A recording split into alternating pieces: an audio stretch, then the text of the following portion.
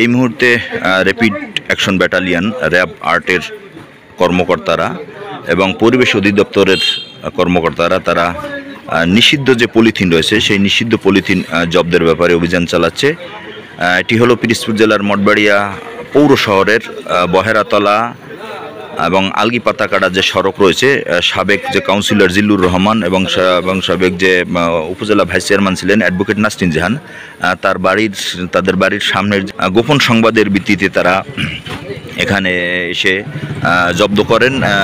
এর আগে পৌরসভার বা বর্তমান যে আল আরাফা ইসলামী ব্যাংক, সেই ইসলামী ব্যাংকের সেই যে নিচে যে মার্কেট রয়েছে সেই মার্কেটের সেখান থেকে তারা নিষিদ্ধ পলিথিন জব্দ করছে। তো ইতিমধ্যে আপনারা দেখছেন যে যেখানে যে পাল্লাও নিয়ে এসেছে, যে কত পরিমাণের বা কত মন বা কয় কেজি জব্দ করেছে সেটি তারা ওজন করবেন এবং বর্তমানে তারা কিন্তু তালিকাও করছেন যে জব্দের তালিকায় কী কী রয়েছেন সেগুলো সুন্দরভাবে তারা তালিকা করছেন।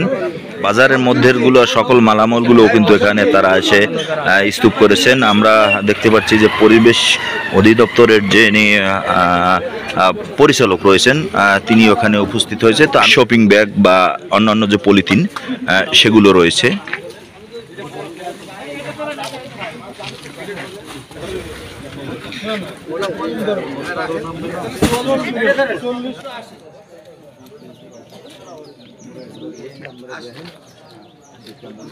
ইতিমধ্যে অবগত হয়েছেন যে আমাদের আজকে মঠবাড়িয়া উপজেলায় আমরা র্যাবের সহযোগিতায় মোবাইল কোর্ট অভিযান পরিচালনা ইতিমধ্যে করা হয়েছে এবং এই অভিযানের মাধ্যমে আমরা নিষিদ্ধ যেই শপিং ব্যাগ, পলিথিন ব্যাগ, এই নিষিদ্ধ পলিথিন ব্যাগের দুই জায়গায় দুইটা বড় মজুদ পাওয়া গেছে। উভয় গোডাউনে, এক গোডাউনে প্রায় 5 টনের মতো আমরা পলিথিন পেয়েছি এবং তা জব্দ করা হয়েছে এবং আরেকটা গোডাউনে 5 টনের প্রায় 6 টনের মতো এরকম জব্দ করা হয়েছে এবং সেগুলো আমাদের সাথে আমাদের প্রসিকিউশন হিসেবে পরিবেশ অধিদপ্তর পিরোজপুর সহকারী পরিচালক মহোদয় উনিও আছেন আমাদের সাথে। ওনার প্রসিকিউশনের ভিত্তিতে আমরা মোবাইল কোর্ট অভিযানটা পরিচালনা করেছি এবং উভয় আসামিকেই আমরা 1.5 লাখ টাকা করে অর্থদণ্ড প্রদান করা হয়েছে। আপনারা জানেন যে এই একই আসামি এরা মঠবাড়িয়াতে দীর্ঘদিন ধরে এই নিষিদ্ধ পলিথিন ব্যাগের ব্যবসা পরিচালনা করে আসছে।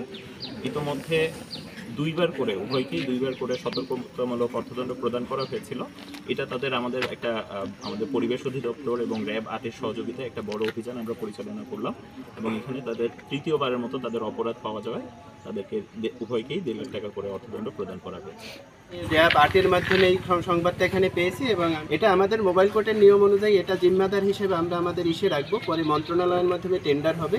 টেন্ডার হওয়ার পরে এটা আমরা সম্পূর্ণ পলিথিনগুলো কেটে তারপরে আমরা টেন্ডারের মাধ্যমে এটা বিক্রি করে দেবো। বিক্রি করে আমরা আবার এটা রিসাইকেলে চলে দেবো।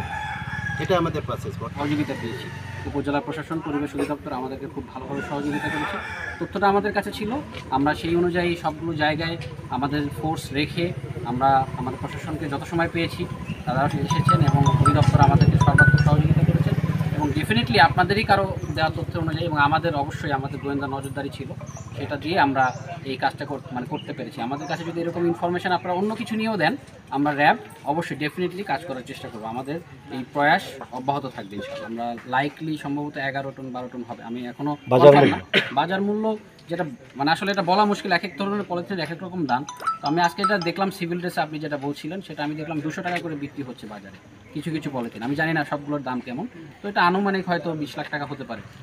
এবং আপনারা সবাই এসেছেন, সবাই অবগত হলেন এবং ভবিষ্যতে যাতে এই নিষিদ্ধ শপিং ব্যাগ এটা মজুদ বা বিক্রয়ের মাধ্যমে যাতে পরিবেশের ক্ষতি করার মতো যাতে কেউ কখনো চিন্তাও না করে, সেই ব্যাপারে আমি আপনাদের মাধ্যমে দেশবাসী তথা মঠবাড়িয়ার সকল অধিবাসীকে বিনীত আহ্বান জানাচ্ছি। ধন্যবাদ।